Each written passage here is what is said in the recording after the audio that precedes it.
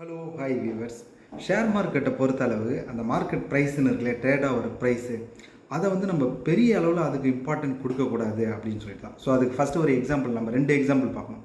First ஒரு உதாரணமாக அந்த எஸ் பேங்க்குன்ற ஒரு பேங்க்கோட ஷேர்ஸ் இப்போ நம்ம பார்த்தோம்னா ரொம்ப கம்மியாக ட்ரேட் ஆகும்.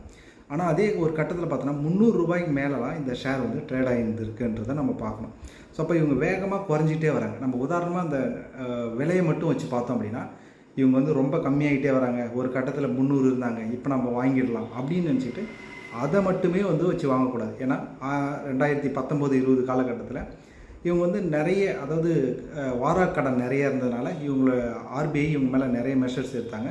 அதனால் இவங்க ஷேர்ஸ் எல்லாம் ரொம்ப அடி வாங்குச்சு அப்படின்றத பார்க்குறோம். ஸோ அப்போ எதனால இவங்களுக்கு பிரச்சனை வருது? அப்போ அந்த சிஇஓவாக இருக்கிறவங்களாம் ரிசைன் பண்ணாங்க. பெரிய லெவலில் இவங்களுக்கு பிரச்சனை வந்தது.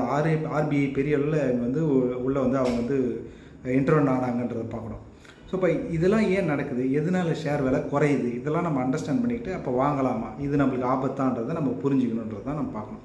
ஸோ இப்போ விலை மட்டுமே ஒரு 52 வீக்ஸ் லோவாக இருக்குது, இல்லை ரொம்ப கம்மியாகிட்டு இருக்குது நம்ம நினச்சதை விட, அப்படின்னா நம்ம கண்டிப்பாக இதை வாங்கிடலாம் அப்படின்றத விட அங்கே என்ன பிரச்சனைன்றதையும் நம்ம பார்க்கணும். அப்போ அனலைஸ் ஹோம்ஒர்க் பண்ணணும் அப்படின்றது தான் பார்க்கணும். அதே மாதிரி ஏறுதுன்னும் போது நம்ம ஈஸியாக ஏறதை வாங்கக்கூடாது அப்படின்னு தான். ஸோ அதுக்கு நம்ம ஒரு ஸ்கேமியை கூட நம்ம இது பார்த்துக்கலாம்.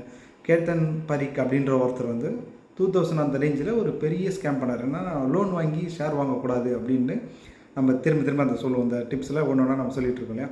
ஸோ அவர் என்ன பண்ணுறாரு அப்படின்னா, பெரிய அளவில் லோன் வாங்குறாரு ஒரு பேங்க்கில். வாங்கிட்டு அந்த ஒரு தெரியாத சின்ன கம்பெனிலாம் இருக்கலாம், பெரிய அளவில் தெரியாத கம்பெனிலாம். ஸோ அவங்கக்கிட்டலாம் டைப் வச்சுட்டு உங்கள் ஷேர்ஸை பெரிய அளவு ஏற்றி விட்றேன்னு சொல்லிவிட்டு அங்கேயும் கொஞ்சம் அமௌண்ட் வாங்கிட்டு அந்த ஷேர்ஸில் அவங்க கம்பெனியோட ஷேர்ஸில் இன்வெஸ்ட் பண்ணுறாரு. ஸோ இது மூலிமா அந்த கம்பெனியோட ஷேர்ஸ்லாம் பெரிய அளவில் ஏற ஆரம்பிக்குது. ஸோ அப்போ மற்றவங்க காமன் மேன் நம்மள மாதிரி பார்க்குறவங்க என்ன பண்ணுவாங்கன்னா, அப்பா ஏறிக்கிட்டே இருக்குது, இதில் நம்ம இன்வெஸ்ட் பண்ணலாம் அப்படின்னு சொல்லிட்டு இன்வெஸ்ட் பண்ணுவாங்க இல்லையா. ஸோ அப்போ நல்லா இன்வெஸ்ட் பண்ணும்போது அவங்க என்ன பண்ணுவாங்கன்னா, சீக்கிரட்டாக அதெல்லாம் அவர் இன்வெஸ்ட் பண்ணலாம் எடுத்துகிட்டு வெளியே வந்துடுவார் விற்றுட்டு. ஸோ அவர் நல்லா லாபம் பார்த்துருவார். காமன் மேன் நம்ம ஏமாந்து இருக்கிற பணத்தை விட்டுடுவாங்க அப்படின்றது தான். ஸோ அப்போ இதுக்கு அடுத்தது இந்த ஸ்கேம் இந்த .net பபுள், .netன்றது நெட் பபுள் அப்படின்னு சொல்லுவாங்க இல்லையா. ஸோ வெப்சைட் பபுள்னு சொல்லிட்டு, ஸோ அந்த காலகட்டத்தில் தான் இதை அனலைஸ் பண்ணும்போது இவர் பண்ணதெல்லாம் கண்டுபிடிச்சாங்க அப்படின்னு சொல்லி பார்க்கணும்.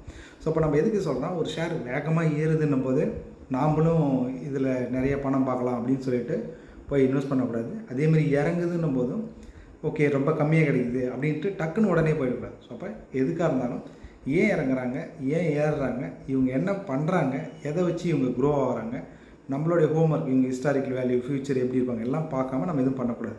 சரிங்க, அடுத்த வீடியோவில் பார்க்குறேன். நன்றி.